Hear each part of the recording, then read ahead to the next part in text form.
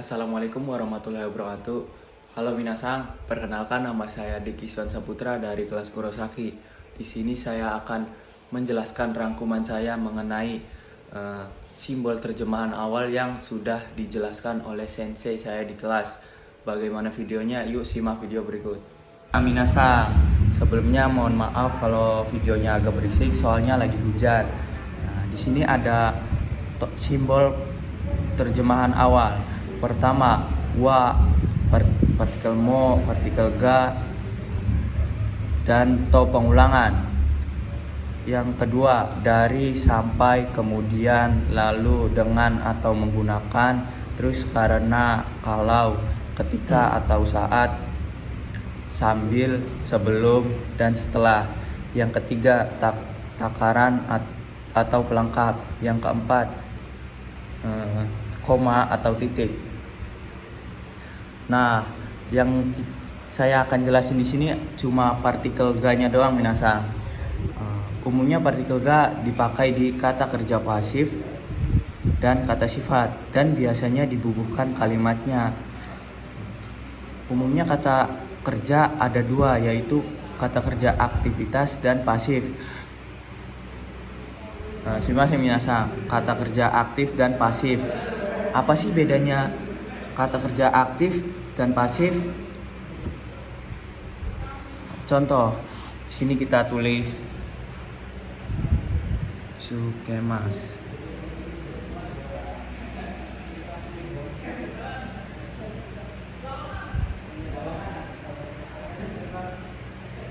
Sumimasen minasang.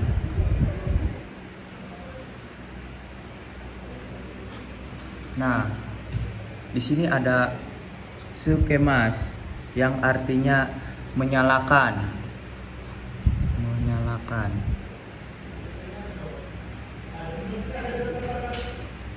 Dan sukimas yang artinya menyala. Nah, di sini bedanya kata kerja aktif dan pasif adalah kalau kata kerja aktif biasanya ada aktivitasnya minasang. Contohnya menyalakan.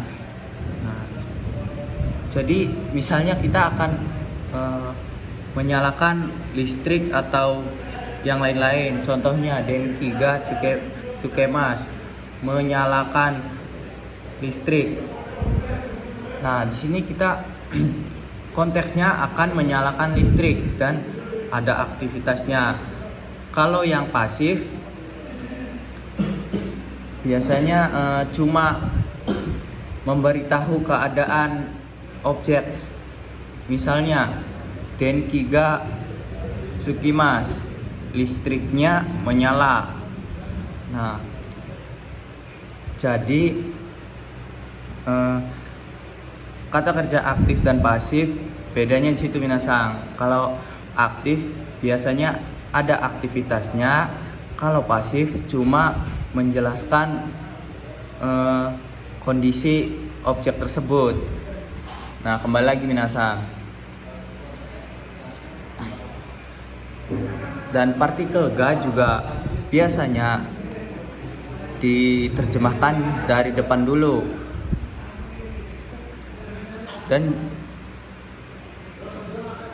Dan juga ada pengecualian partikel ga yang diterjemahkan dari belakang. Semisalnya ada arimas, imas, dekimas, wakarimas, irimas, dan kakarimas. Kalau kata sifat ada tsukimas, kirai, jozu, heta, dan hoshi. Dan biasanya kalau kata kerja pasif atau bisa disebut tadoshi, sumimasen minasang, chidoshi.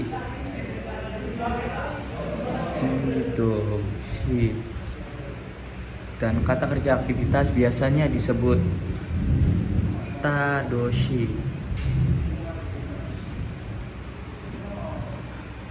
Nah, perbedaannya kayak gini minasang.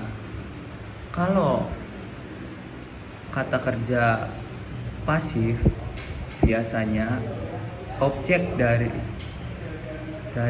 kata kerja tersebut ditandai dengan partikel ga. Dan kalau ada kata benda tempat dan menjelaskan di, makanya partikel ni. Kalau kata kerja aktif atau tadoshi, biasanya untuk menandai objek dari kata kerja tersebut dibubuhkan dengan partikel o. Dan kalau ada kata benda tempat di kalimat tersebut, memakainya partikel d. Contohnya perbedaan kata kerja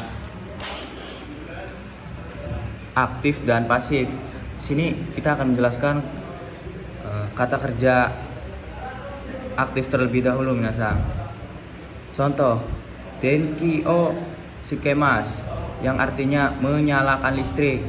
Berarti kita akan menyalakan listrik, ada aktivitasnya, minasang. Dan objek dari partikel tersebut ditandai dengan partikel o. Ini kata kerja aktif, minasang. Dan kalau kata kerja pasif, nih contohnya, denki ga tsukimasu, listriknya menyala. Jadi kita terjemahin dari depan dulu, minasang, dari depan, terus biasanya dibubuhkan dengan kalimatnya, terus baru menyala. Dan ini kata kerja pasif, minasang. Nah, ada juga yang partikel ga yang diterjemahkan dari belakang dulu, misal, minasang. Contohnya ada nih, kita akan jelaskan satu aja, minasang. Kita wakilkan aja dari semua ini, minasang. Yang pertama ada Nihongo ga wakarimasu. Nah, kita artiin dari belakang dulu, minasang.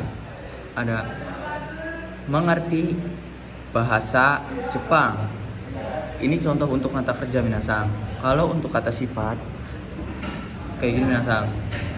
Saka ga suki desu, suka sepak bola. Nah, ini untuk kata sifat, minasang.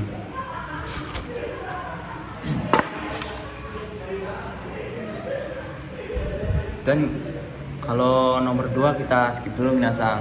Dan kalau nomor 3 ada takaran atau pelengkap. Takaran atau pelengkap bisa disebut juga kata penerangan.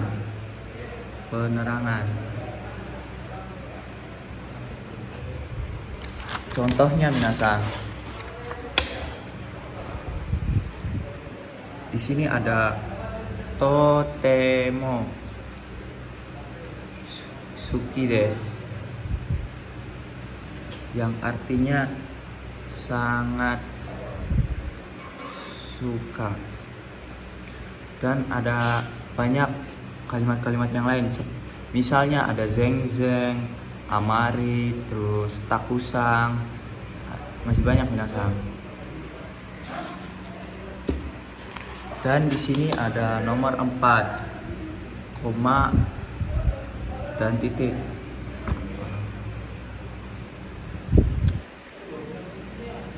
Koma atau titik ini digunakan ketika kita membaca tulisan Jepang, atau ya biasanya dokai lah, membaca dokai. Itu kita cari titiknya dulu, minasang. Cari titiknya, terus kita artiin dulu dari titik. Walaupun ada koma, kita artiin dulu dari belakang, dari titiknya terlebih dahulu. Nah, sekian dari penjelasan saya. Kalau kurang lebihnya mohon maaf, dan suaranya suka terbata-bata atau menjelaskannya sulit dipahami, mohon maaf, minasang, karena saya tidak terbiasa. Dan saya akhiri, wassalamualaikum warahmatullahi wabarakatuh.